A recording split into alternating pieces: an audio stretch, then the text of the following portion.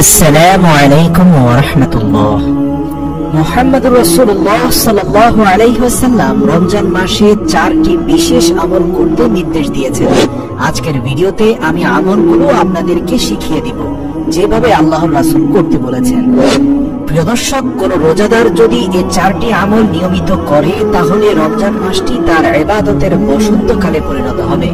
হযরত সালমান ফারসি রাদিয়াল্লাহু তাআলা আনহু বর্ণনা করেন, রাসূল সাল্লাল্লাহু আলাইহি ওয়াসাল্লাম আমাদেরকে এই মর্মে নির্দেশ দেন যে, এই লোক সকল অবশ্যই তোমাদের সামনে মহান মাস, বরকতময় মাস উপস্থিত। এই মাসে তোমরা 4টি আমল বেশি বেশি আদায় করবে। এর মধ্যে 2টি কাজ আল্লাহর জন্য আর 2টি কাজ তোমাদের নিজেদের জন্য। আল্লাহর জন্য 2টি আমল হচ্ছে কালেমায়ে তাইয়্যিবা লা ইলাহা ইল্লাল্লাহু মুহাম্মাদুর রাসূলুল্লাহ।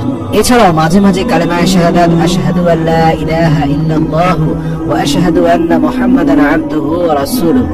প্রথমে কালেমা পড়ার মূল কারণ হচ্ছে এক আল্লাহর স্বীকৃতি দিয়ে তাওহীদকে মজবুত করা।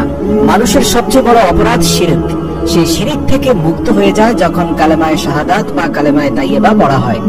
যে উদ্দেশ্যে আল্লাহ যুগে যুগে নবী রাসূল পাঠিয়েছেন, সেই কালেমাকে প্রথমে পড়ে মাহে রমজানে নিজের পরিশুদ্ধির স্বীকৃতি দেয়া আল্লাহর কাছে।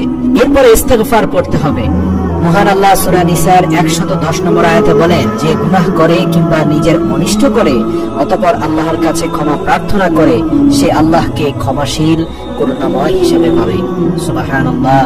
এছাড়াও আল্লাহ বলেন, নিশ্চয়ই মুনাফিকরা জাহান্নামের নিম্ন স্তরে অবস্থান করে এবং তুমি কখনো তাদের জন্য সাহায্যকারী পাবে না, কিন্তু যারা তওবা করে ও সংশোধিত হয় তারা ব্যতীত।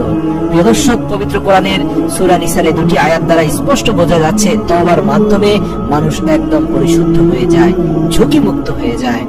আর রাসূল সাল্লাল্লাহু আলাইহি সাল্লামের শেখানো ইস্তিগফারের দোয়াটি হচ্ছে, আস্তাগফিরুল্লাহাল্লাযী লা ইলাহা ইল্লা হুয়াল হাইয়ুল কাইয়্যুম ওয়া আতুবু ইলাইহি। যার অর্থ, আমি ওই আল্লাহর কাছে ক্ষমা চাই যিনি ছাড়া প্রকৃতপক্ষে কোনো মাবুদ নেই, তিনি চিরঞ্জীব, চিরস্থায়ী এবং তার কাছেই তওবা করে ফিরে আসি। এছাড়াও শুধুমাত্র আস্তাগফিরুল্লাহ, আস্তাগফিরুল্লাহ, যার অর্থ আমি আল্লাহর কাছে ক্ষমা প্রার্থনা করছি, আমি আল্লাহর কাছে ক্ষমা প্রার্থনা করছি।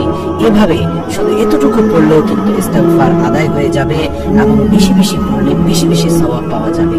এরপরে 2টি আমল নিজের জন্য করতে বলা হয়েছে। তার 1 নম্বর হচ্ছে আল্লাহর কাছে জান্নাত প্রার্থনা করা, 2 নম্বর হচ্ছে জাহান্নামের আগুন থেকে মুক্তি চাওয়া। দর্শকের কারণ হচ্ছে, জান্নাত তো মুমিনের আসল ঠিকানা, যে ঠিকানায় বসবাস করা প্রত্যেকটি মুমিনের চূড়ান্ত লক্ষ্য। যেখানে বিরাজমান থাকবে মধু মিশ্রিত নদী, শরাবের ফোয়ারা, যা পানে মানুষ মাতাল হবে না, সেখানে শেষ হবে না মানুষের যৌবন। হাদিসে পাকে এই জান্নাত লাভের প্রার্থনা করতে বলা হয়েছে। সুবহানাল্লাহ।